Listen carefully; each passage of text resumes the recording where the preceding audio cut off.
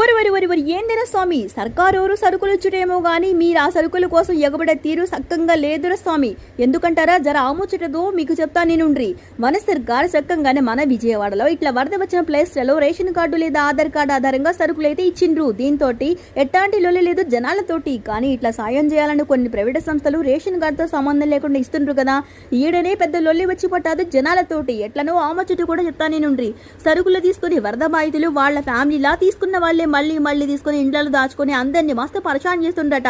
అయినా ఏందిరా స్వామి ఈ పని? మరి మిగతా వాళ్ళ పరిస్థితి ఏందన్నా? వాళ్ళ గురించి ఏమైనా ఆలోచించిందా? వాళ్ళు కూడా మీ బోటోళ్లే కదా. మరి ముసలోళ్ళు నడవలేనోళ్ళ పరిస్థితి ఏందన్నా?